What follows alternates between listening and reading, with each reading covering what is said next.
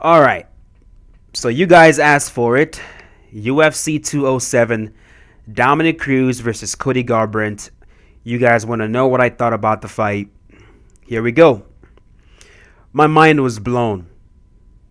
That's it. My mind was blown while watching that fight. And the last time that my mind was blown like that while watching a fight was when I watched TJ Dillashaw win the bantamweight title against Renan Barão. Now, it was a very similar situation. TJ was this guy that everyone knew was good. Okay? TJ was good. He wasn't a bad fighter. But no one knew how good. And then you've got Renan Barão, the champion, who was on fire. Everyone knew how lethal he was. And Renan Barão had just dominated Uriah Faber, a guy who is considered the leader of Team Alpha Male. Well, the leader of Team Alpha Male, the guy who every other fighter is under, who's supposedly the best Team Alpha Male fighter. Renan Barão had just ran through him, finished him in the first round, I believe. Then you've got TJ, this relatively unknown guy. No one really knows how good he is, about to face this monster of a fighter.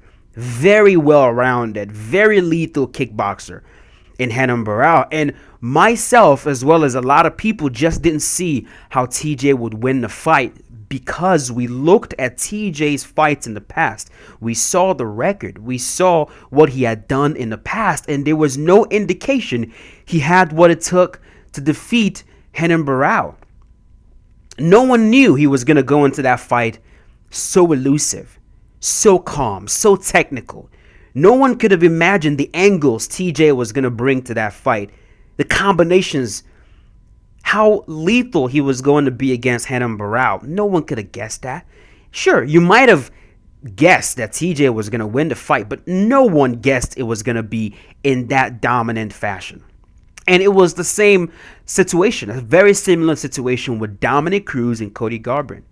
Here you've got Dominick on top of the mountain, the champion, extremely elusive, extremely smart, very intelligent guy, very good fighter, very well-rounded, a solid MMA fighter. And then you've got Cody Garbrandt. Who was the last guy he beat? There is no indication at all he had what it took to defeat Dominick Cruz. And like TJ Dillashaw and Renan Barão situation, Dominick Cruz had just dominated Uriah Faber, the leader of Team Alpha Male, the guy who supposedly teaches these guys what they know. So you look at Uriah getting dominated by Dominick Cruz and you're thinking to yourself, what on earth could Cody Garbrandt bring to the table that is completely different, that Dominick Cruz has never seen before, that Dominick Cruz will now be able to handle? What could it possibly be? Now, granted, a few of you predicted that Cody would win the fight. Bravo, I give you that. You did predict that. But if you're going to sit there and tell me that you predicted, you knew that Cody was going to win the fight in the fashion that he did, I call you a liar, and I bet you I'm right. A lot of you said it only takes one, Marshall. It only takes one shot. And I agree. I completely agree. I just did not think Cody was going to go into the fight and not bank on the one shot. You know what I mean? A lot of you say it's only going to take one. And that's what I really thought. I thought that Cody was going to go in there and bank on his power. But that is the complete opposite of what he did. He did not go into that fight thinking of himself as a power puncher. All I need to do is bum rush Dominick Cruz and KO him. That is not the approach that Cody Garbrandt took with that fight. And I think that really shocked everyone, including Dominick Cruz. Now, in the first round of the fight, it went exactly how I expected, how it would normally go. Now, when I play EA Sports UFC 2 and I'm facing guys who are aggressive, usually you give up the first round. You guys have seen me play the game. You see how it usually goes. Usually you give up the first round. You give up the first round because you usually take that first round to do some analysis, to gather information, to experiment, to read your opponent, to see what they're doing. What strikes do they favor? What combinations do they favor? What do they lead with? What do they end with? What kind of footwork do they have? What are the angles? What's the distance management like against this opponent? So usually you take the first round to watch your opponent, to learn his patterns, to see what you can learn from what he's doing, and then you go from there. So when Dominick lost the first round, I wasn't shocked. It was to be expected. Now, what Dominick does better than anyone, at least I thought, was because of how intelligent he was, because of his fight IQ, he is very good at making adjustments in the middle of a fight. If one thing he is doing stops working, he has the intelligence to realize that instantly and make adjustments on the spot. Go to plan B. Plan B stops working, he goes to plan C, to plan D, E, F, G. He has done that in fights before, and I wasn't surprised at all. Like I said, when he lost the first round, what I was surprised at was his inability to make adjustments in the fight. Now, a vast majority of that was in credit to Cody Garbrandt, because whatever Cruz threw at him, he had an answer to it. He had an answer to Cruz's footwork. He understood those angles in ways that I have never seen anyone before. He was able to catch Dominick in footwork transitions like no one else has caught him before. When Dominick tried to switch to plan B and go for the grappling, Cody was like, hell no, you're not taking me down. I'll take you down. I'll grapple you. I'll show you my strength. I'll show you my speed, my power. So Cruz, plan B, which is the grappling, which he usually does. If the striking starts going a little weird, he usually goes to the grappling and dominates fights like that. When he tried to initiate the grappling against Cody, it didn't work. Cody just shrugged him off and was like, you're not taking me down. And then it just seemed like Cruz didn't make adjustments anymore. And I find it so interesting watching that fight, because on one hand, when you think of Cody, when you think of every single thing he was saying leading up to that fight, it's safe to assume the guy is not very bright. I don't mean any insults. He will even tell you himself, he barely graduated high school. Talking with Dominick Cruz, you can't engage in a battle of wits against a guy as intelligent as Dominick. So Dominick made him look stupid in so many different ways during the build-up of the fight. And the one thing that I learned while watching this fight play out is that circular intelligence, the ability to outthink your opponent outside of the cage, doesn't always translate inside of the cage, even when you are one of the most intelligent, safest, most technical fighters inside of that cage. When it was time to throw down, Cody Garbrandt was the more intelligent man. As shocking as that is to admit, he was. Another thing that I believe really threw Dominick off was the taunting. That is one thing no one has ever done to Cruz before.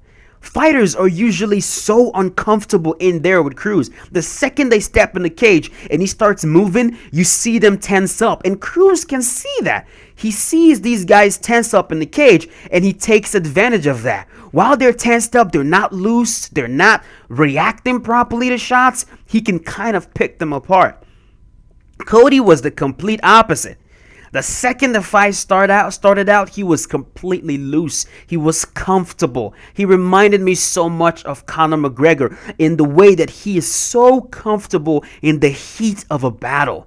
These guys are so built for the fight that even in that situation that it's extremely tough to be composed and to not get tensed, he was so comfortable he was dancing around. He was so comfortable, he was taunting Dominick Cruz. And I'm going to tell you, a taunt works the best when you're dominating, when you're putting on a show. It's not like the Nate Diaz and Nick Diaz sort of taunt that they do against wrestlers when you're on top of them and they're underneath you, getting their face pounded out, and they're taunting you, calling you a bitch or whatever. That doesn't work. That won't do anything. You're on the bottom. I'm pounding you out. You're losing the fight. Your taunting will do nothing to me. Taunting works when you go to hit me, I sway a shot, counter with something nasty, slip, get to the center of the cage, and I stick my tongue out at you. Even the most calculated, the calmest fighters in the world, you taunt them like that, instantly they go, oh my God, I want to get this dude, I want to freaking kill him. And that's what you saw with Dominick Cruz. Dominick Cruz, who is usually this guy that's very elusive, this guy that can adjust in the middle of a battle, every single time Cody taunted, he got more angry. He wanted to go in there and knock Cody out. He wanted to go in there and stop him. And I thought he was going to do that. I really did, which is why if you watch my prediction, I predicted that Dominick was going to finish the fight between the first and the third round, and I thought he was going to do that because leading up to the fight, you see him talking about how Cody doesn't have a chin, Cody has been knocked out before, Dominick has been feeling really disrespected, and fighters who call him pillow-fisted, guys who don't respect his power, guys who think all he does is run, and he sort of had a chip on his shoulder. He wanted to go in there and prove these guys wrong. I think he wanted to go in there, stop Cody Garbrandt, I'll strike him, stop him. Stop him in the fight and prove to everyone, look, I'm this guy that has, you always say I don't have power. I actually have power. You're wrong. I think he tried to do that, but then when it wasn't working,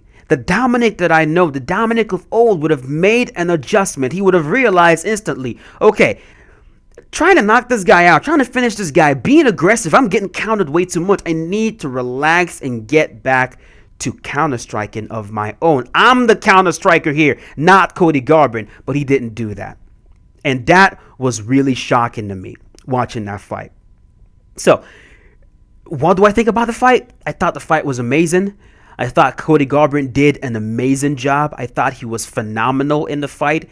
He completely outclassed a guy whose job it is to outclass opponents. And congratulations to Cody Garbrandt. From now, it's going to be very interesting to see what he does with it, but that fight alone speaks for himself. That dude is an extremely intelligent guy when he is inside of the cage. Forget about what he does outside. When he's in the cage, the man is a brilliant fighter, and I gained so much respect for him watching him perform, and also watching how gracious he was in victory after the fight. I gained so much respect for Cody. So, congratulations to Cody Garbrandt. Congratulations to those of you who are a fan of him and predicted he was going to win. You did not predict he was going to win like he did. Don't try to pretend you did. But still, amazing performance. He showed up. He rose to the occasion. And he completely dominated and outclassed Dominick Cruz, which I never thought I would see in this lifetime. But that's it.